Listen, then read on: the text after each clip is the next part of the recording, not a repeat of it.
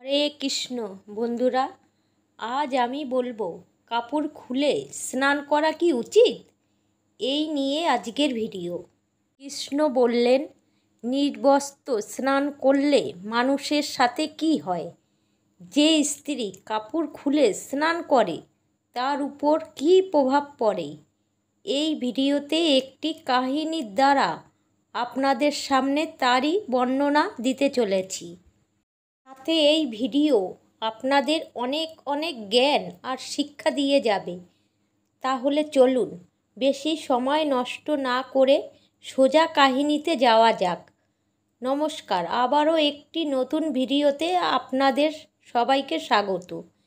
একবার ভগবান শ্রীকৃষ্ণ মাতা লক্ষ্মীর সাথে হরিদ্বারে ঘুরে বেড়াচ্ছিল। মাতা লক্ষ্মী দেখলেন সমস্ত মানুষ গঙ্গায় স্নান করে হর হর গঙ্গে বলে চলে যাচ্ছে। বন্ধুরা, যারা এই গল্পটি শুনছেন দয়া করে পুরো গল্পটি শুনবেন, কারণ অর্ধেক জ্ঞান মানুষের জন্য সঠিক নয়। সাথে যারা এই ভিডিওটা দেখছে, মাতা লক্ষ্মী যেন তাদের সবার ঘরে সদা সর্বদা বিরাজ করে। ধনের কমতি যেন কখনো তাদের ঘরে হতে না দেয়। মাতা লক্ষ্মী যখন দেখলেন যারা গঙ্গায় স্নান করে হর হর গঙ্গা বলে চলে যাচ্ছেন তারা সবাই দুঃখী, তখন লক্ষ্মীমাতা অনেক আশ্চর্যভাবে ভগবান বিষ্ণুকে জিজ্ঞাসা করলেন, গঙ্গাতে একবার স্নান করার পরেও পাপ আর দুঃখের শেষ কেন হলো না? গঙ্গাতে কি এখন কোনো সত্য নেই? তখন ভগবান বিষ্ণু বললেন, গঙ্গাতে তো এখনও সেই সামর্থ্য আছে, কিন্তু এরা পাপনাশিনী, গঙ্গায় স্নান করেনি, তাহলে এরা ফল কিভাবে পাবে? মাতা লক্ষ্মী আশ্চর্যভাবে বললেন, স্নান কিভাবে করেনি? সবাই তো স্নান করেই যাচ্ছে এখনো পর্যন্ত, এদের শরীর শুকায়নি। ভগবান বিষ্ণু বললেন, এরা তো কেবলমাত্র জলে স্নান করে এসেছে, তোমাকে কালকে এর রহস্য বুঝাবো।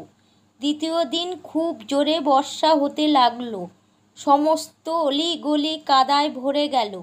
একটি চওড়া রাস্তায় অনেক বড় একটি গর্ত ছিল, তার আশেপাশে কাদায় ভর্তি ছিল। আর ভগবান বিষ্ণু লীলার সাথে বৃদ্ধ রূপ ধারণ করে নিল, আর বীভৎসের মতন সেই গর্তে গিয়ে এমনভাবে পড়ে গেল যেন কোনো মানুষ চলতে গিয়ে পথে সেই গর্তেই পড়ে গেছেন, আর সেই গর্তের থেকে যথাসাধ্য ওঠার চেষ্টা করার পরেও উঠতে পারছেন না। মাতা লক্ষ্মীকে তিনি এটা বুঝিয়েছেন, সেই গর্তের পাশে বসিয়ে দিলেন যে, দেখো, তুমি মানুষকে শুনিয়ে শুনিয়ে এমনভাবে কান্না করতে থাকবে আর বলবে, আমার বৃদ্ধ স্বামী হঠাৎ করে গর্তে পড়ে গেছেন, কোনো পুণ্যার্থ একে গর্তের থেকে বের করো, এনার প্রাণ বাঁচিয়ে দাও। এর সাহায্য করা ভগবান বিষ্ণু এটাও বুঝিয়ে দিয়েছিলেন, যখন কেউ আমাকে গর্তের থেকে বের করতে রাজি হবে তখন এতটুকু আরও বলে দিও যে আমার স্বামী নিষ্পাপ, একে সেই ছোবে যে নিজে কখনো পাপ করেনি, সে নিজে নিষ্পাপ হবে। যদি আপনি নিষ্পাপ হয়ে থাকেন তাহলে এনাকে উঠাতে সাহায্য করেন, যদি এর অন্যটা হয় তাহলে হাত লাগাতেই আপনি ভস্ম হয়ে যাবেন। মাতা লক্ষ্মী এই কথা বলেই পাশে বসে পড়লেন, আর পথে আসা যাওয়া মানুষদের দেখে ভগবান বিষ্ণুর কথা বলতে লাগলেন। গঙ্গা স্নান করে মানুষের দলের উপর দল আসছে, আর সুন্দরীকে এইভাবে বসে থাকতে দেখে অনেকের মনে পাপ, আবার অনেকের মনে ধর্মের ভয় হলো, অনেকে আবার আইন কানুনের ভয় পেল। কিছু মানুষ তো মাতা লক্ষ্মীকে এটাও শুনিয়ে দিল, মরতে দাও বুড়োকে, কেন ওর জন্য কান্না করছো? আর কিছু দয়ালু আর চরিত্রবান পুরুষ, তারা ওই স্ত্রীর স্বামীকে গর্তের থেকে বের করতে চাইল, কিন্তু লক্ষ্মী মায়ের বচন শুনে তারাও থেমে গেল। তারা ভাবলেন, আমরা তো গঙ্গা স্নান করে এসেছি, তাতে কি হয়েছে, পাপী তো আমরা সবাই যদি সাহায্য করার সময় ভস্ম হয়ে যাই। এই স্ত্রীর কথা অনুসারে আমরা নিজেরা ভস্ম না হয়ে যাই। কারোর সাহস হলো না। শহে মানুষ আসলো আর গেল, সাথে সন্ধ্যা নেমে আসলো।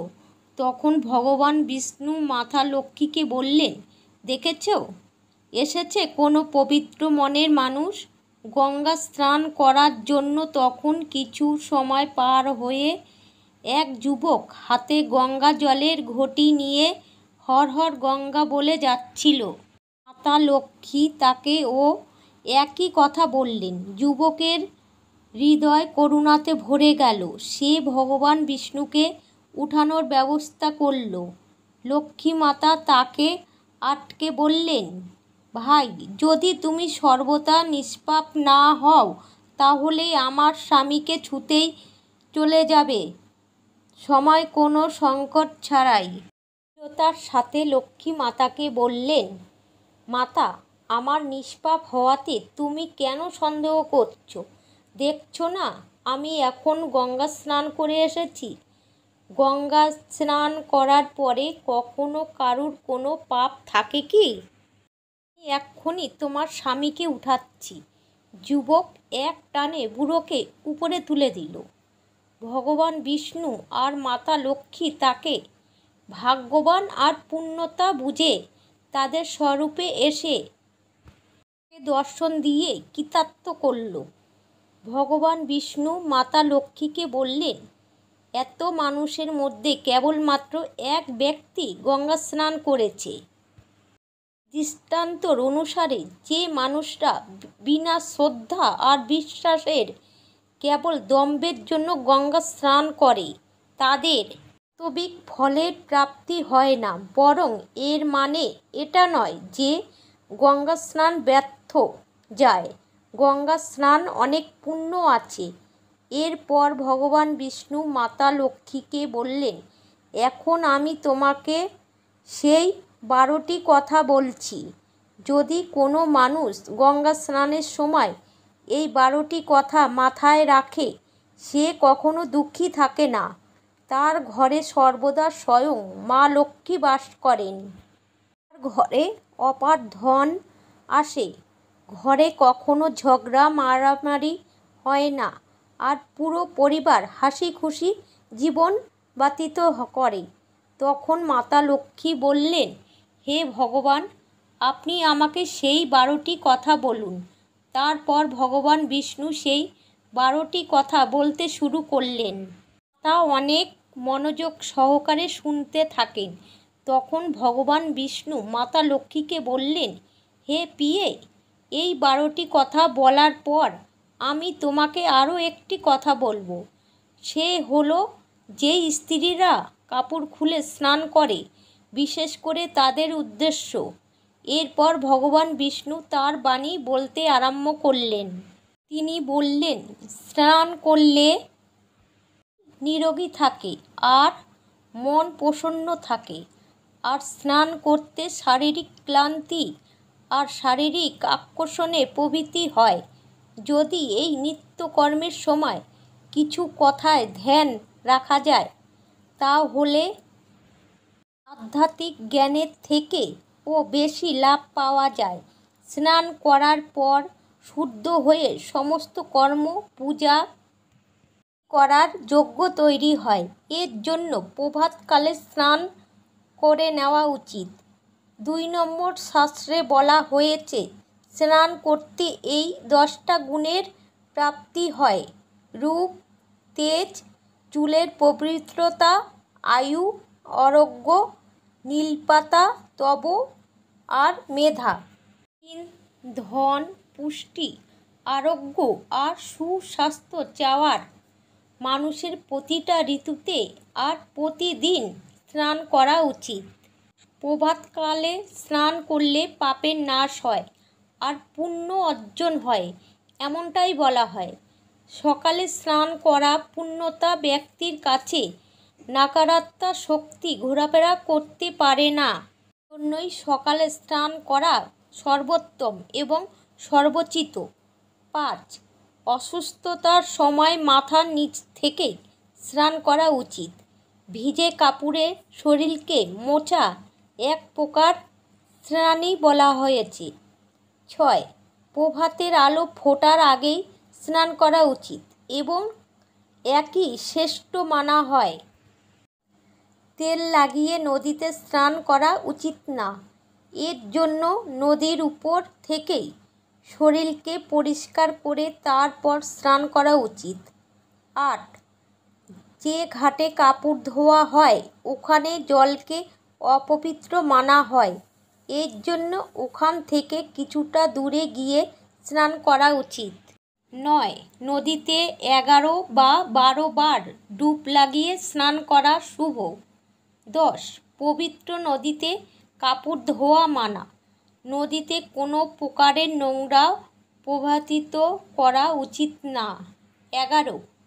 নলের তুলনায় বরার জল, ঝরা জলের থেকে নদীর জল থেকে পুণ্যতীর্থের জল, তীর্থের জলের থেকে গঙ্গার জল অধিক শ্রেষ্ঠ মানা হয়েছে। গঙ্গা মাতার বরদান স্বরূপ যে যেখানে গঙ্গা মাকে স্মরণ করবে আমি সেখানেই জলে প্রবেশ করব। এরপর ভগবান বিষ্ণু বললেন, এখন আমি স্ত্রীদের পক্ষে বলছি। যে স্ত্রীরা কাপড় খুলে স্নান করে, হিন্দু ধর্মশাস্ত্রে প্রতিটা কাজের জন্য নিয়ম তৈরি করা আছে। এই নিয়মের মধ্যে একটি হলো স্নান করার কথা। এমনটা মানা হয় সাধারণ মানুষের স্বাস্থ্যের নিয়ম অবশ্যই পালন করা উচিত যাতে তার ঘরের সুখ সমৃদ্ধি বজায় থাকে, খুশি আসে এবং অপার ধনের ভরসা হয়, মাতা লক্ষ্মী প্রসন্ন হয়। আপনি আপনার বড়দের বলতে শুনেই থাকবেন, কখনো স্নান নির্বস্ত্র করা উচিত নয়। যদি আমরা পৌরাণিক কথা মানি তাহলে নির্বস্ত্র স্নানের একটি মুখ্য কারণ হলো একবার যখন গোপিনীরা সহবারে স্নান করছিল তখন তারা নির্বস্ত্র ছিল আর ওই সময় বালকৃষ্ণ গোপিনীদের সমস্ত বস্ত্র লুকিয়ে ফেলে। যখন কৃষ্ণ গোপিনীদের বস্ত্র আর লুকিয়ে রাখে আর গোপিনীরা তাদের বস্ত্র ফেরত নেওয়ার জন্য প্রার্থনা করে তখন ভগবান শ্রীকৃষ্ণ তাদেরকে বোঝান কখনো কোথাও বিনা বস্ত্রে স্নান করা উচিত নয়, এতে জলের দেবতা বরুণ দেবের অপমান হয়। এর জন্য আপনাদের নির্বস্ত্রে স্নান করার পরামর্শ দেওয়া হয়। যদি আপনি বন্ধ ঘরে স্নান করার সময় ভাবেন আপনাকে কেউ দেখছেন না, তবে এটা আপনার ভুল ধারণা, কারণ স্বয়ং ঈশ্বর আপনাকে সব জায়গায় থেকে দেখছেন। সাথে যদি আপনি নির্বস্ত্র স্নান করেন তাহলে এটা বরুণ দেবতার অপমান হয়। নির্বস্ত্র স্নানের থেকে আপনি পাপ অর্জন করতে পারেন আর আপনার আর্থিক এবং শারীরিক ক্ষতি হতে পারে। যদি আপনি নির্বস্ত্র স্নান করেন তাহলে আপনার শরীরে নাকারাত্মা প্রবেশ করতে পারে। এর জন্য স্নানের সময় যে কোনো একটি কাপড় ধারণ করেই স্নান করা উচিত। আমাদের পুরাণ শাস্ত্রে এটাই বলা হয়েছে। আজকের ভিডিও থেকে অনেক কিছু জানতে পেরেছেন। যদি আপনাদের ভিডিও ভালো লাগে তাহলে লাইক, কমেন্ট এবং সাবস্ক্রাইবার করে পাশে থাকবেন। এই বলে আমার ভিডিও শেষ করছি। দেখা হচ্ছে পরের ভিডিওতে। নমস্কার। জয় শ্রীকৃষ্ণ।